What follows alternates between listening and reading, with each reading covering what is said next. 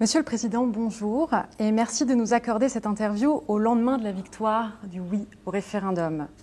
La nouvelle Constitution vous autorise à vous présenter à la présidentielle de 2025. Serez-vous candidat? Je vous remercie, mais c'est tout de go là. Vous voyez, je vous remercie pour ça, mais le résultat est encore provisoire. Mais il y aura donc un travail qui sera fait par la Cour constitutionnelle qui donnera le résultat définitif.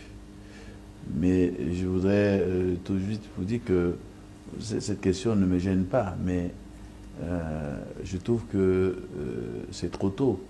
Je suis à mi-mandat. L'opposition dénonce un coup d'État constitutionnel pour vous octroyer une présidence à vie. Que leur répondez-vous? Vous savez, ça c'est de bonne guerre.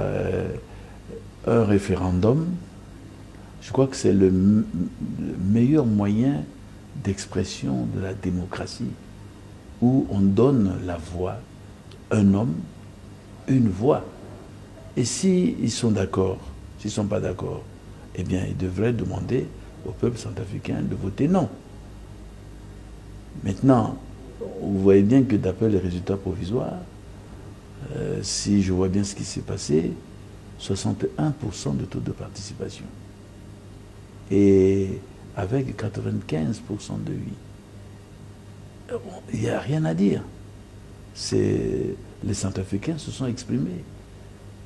Le peuple est au-dessus même du président de la République. Même ils ne peuvent pas ignorer l'opinion des Centrafricains et minimiser cela. C'est manquer de respect pour nos populations. Vous rentrez de Saint-Pétersbourg. Qu'avez-vous obtenu sur place? Eh bien, ça, c'est un sommet. C'est un sommet entre la Fédération de Russie et les pays africains. Je pense que c'est un moment privilégié d'échanger avec la Fédération de Russie quant aux projections de coopération entre les pays africains et la Russie. Aujourd'hui, il y a beaucoup d'opportunités que offre la Fédération de Russie. Et pour la République centrafricaine, c'est d'améliorer ces relations qui sont des relations anciennes depuis les années 60, donc avec à l'époque soviétique. Mais ces relations sont poursuivies. Donc c'est l'occasion d'améliorer dans un contexte global avec les autres pays africains pour voir ce que la Russie peut apporter de nouveau aux pays africains. Nous, on a eu, dans le contexte de la guerre, la Russie avec l'Ukraine, les pays africains, nous avons eu des difficultés en termes d'approvisionnement en intrants ou tout au moins des produits céréales. Donc c'était l'occasion de discuter avec la Fédération de Russie pour voir dans quelles conditions, d'abord, plaider pour que cette guerre ce conflit puisse s'arrêter, pour permettre justement ce que ces problèmes-là soient résolus, parce qu'il y a des impacts pour les pays africains. Mais en même temps, ça a été l'occasion d'améliorer, de voir dans quelles sont les conditions pour améliorer ces relations. Justement, avez-vous obtenu des garanties sécuritaires sur le maintien des troupes de Wagner en RCA après la mutinerie d'Evgueni Prigojine? Mais vous savez, la Russie nous a appuyés pendant les moments où nous avons des difficultés, parce qu'il y avait eu l'attaque de la CPC qui voulait déstabiliser les institutions démocratiques. Et nous sommes adressés aux autorités de la Fédération de Russie et qui nous ont apporté leur soutien pour barrer la route à cette rébellion qui commençait à prendre des villes et qui mettait en péril les institutions démocratiques. Il n'y a pas de raison que cette relation ne puisse pas se poursuivre. D'ailleurs, les autorités russes l'ont dit. Et donc, nous sommes en relation avec les autorités de la Fédération de Russie sur la question. Donc vous ne traitez pas directement avec Evgueni Prigojine? Je pense que le ministre Lavrov l'a dit de manière très claire. Prigojine et les responsables de Wagner en Afrique sous le coup des sanctions. Est-ce que cela entrave votre partenariat? J'ai dit que nous avons échangé avec les autorités de la Fédération de Russie, avec qui nous avons discuté sur le soutien qui a déjà commencé depuis très longtemps et qui a fait faire des avancées à la République centrafricaine sur le plan sécuritaire et qui doit se poursuivre. Vous avez rencontré Emmanuel Macron 2 fois. Est-ce que vous diriez que les relations se réchauffent? Écoutez, la République centrafricaine est un pays qui cherche à entretenir des bonnes relations avec tous les pays qui souhaitent travailler avec nous, avec tous les pays amis, y compris la France et la Fédération de Russie. Parce qu'aujourd'hui, nous menons une diplomatie pour permettre à notre pays de bénéficier de types de coopération possible. Nous ne sommes pas contre la France pour ne pas discuter avec la France. Je viens juste de recevoir le nouvel ambassadeur de la France en République centrafricaine.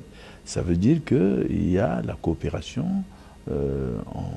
entre la France et la République centrafricaine qui se poursuit et nous cherchons à l'améliorer, à consolider dans l'intérêt de nos deux populations, évidemment, en privilégiant également aussi l'intérêt du peuple centrafricain dans ces relations.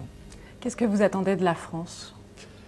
Mais comme dans toute coopération, c'est une coopération gagnant-gagnante et un soutien dans un certain nombre de domaines que nous pourrons discuter avec les autorités françaises sur la question.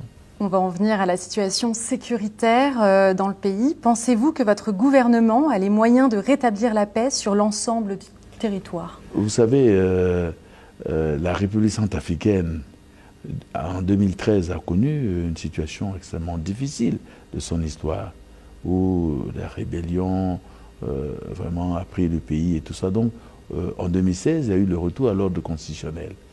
Et c'est ainsi que le peuple m'a élu. Donc, nous sommes en train de travailler. Cette situation a désorganisé notre système de défense. Et donc, le gouvernement, avec le soutien de la communauté internationale, de certains nombres de partenaires de la Fédération de Russie et de Rwanda et d'autres aussi, donc, nous sommes en train de travailler pour rétablir la paix dans le pays. Il y a eu beaucoup d'avancées sur le plan sécuritaire. On nous disait que le pays était à 80% occupé par les groupes armés. Aujourd'hui, ce n'est pas le cas. Ce n'est pas le cas. Il y a encore des défis parce que avec la rébellion CPC, il y a des poches d'activités de violence, des activités terroristes par-ci par-là, surtout autour des zones minières et tout ça, parce qu'en fait, les activités de ces groupes armés tournaient à la prédation. Donc, nous continuons à travailler pour protéger la population et permettre à nos peuples de vaquer librement à leurs occupations. Et il y a des avancées notoires. La preuve, c'est que nous avions organisé le référendum sur l'ensemble du territoire. Ça s'est passé dans la paix et la quiétude. Tout le monde a été voté, ce qui n'était pas le cas il y a quelque temps. Ça veut dire qu'il y a des progrès. Mais il y a encore des défis. Il y a encore des grands défis sur lesquels nous continuons à travailler. Comment décririez-vous les relations sécuritaires et économiques de la Centrafrique avec le Rwanda? Nous avons des relations d'État à État et des relations, et là dans ce cadre-là et aussi dans le cadre communautaire, nous sommes aussi membres de certains nombres d'organisations sous-régionales. Donc c'est dans ce contexte que le Rwanda nous appuie de manière bilatérale. N'oublions pas que le Rwanda aussi intervient au niveau de la MINUSCA à des contingents, mais nous avons un partenariat sur le plan bilatéral. Et bien entendu, notre souhait, c'est de voir cette relation s'étendre également sur des questions d'ordre économique et autres, comme avec tous nos voisins ou tous les autres pays avec qui nous entretenons des bonnes relations. C'est de voir que ces relations puissent toucher plus de secteurs au profit de nos populations. Est-ce que justement vous n'avez pas peur aussi d'une certaine rivalité entre militaires rwandais et membres de la milice Wagner sur le terrain? Non, mais pourquoi des rivalités? Chaque mission a ses objectifs et eux, ils travaillent avec nous sur les questions, sur les objectifs que nous nous sommes définis ensemble. Il ne saurait y avoir de rivalité qui tienne, parce qu'aujourd'hui, l'intérêt, c'est quoi? C'est la paix. C'est que le peuple centrafricain puisse retrouver la paix, la stabilité et la libre circulation. Donc, quel type de rivalité pensez-vous qu'on peut développer dans? Non, ils sont là sur notre demande et ils travaillent avec nous, de concert avec nous. Sinon, ça va contrecarrer les actions que nous sommes définis. Nous sommes définis. Donc, je ne pense pas qu'il y ait plus de rivalité, bien au contraire. Si justement, donc en lien avec la situation sécuritaire, si les mercenaires russes de la société Wagner venaient à partir, est-ce que ça vous inquiéterait? Je vous dis que c'est une relation de partenariat avec la Fédération de Russie. Nous nous sommes accordés sur un certain nombre d'objectifs.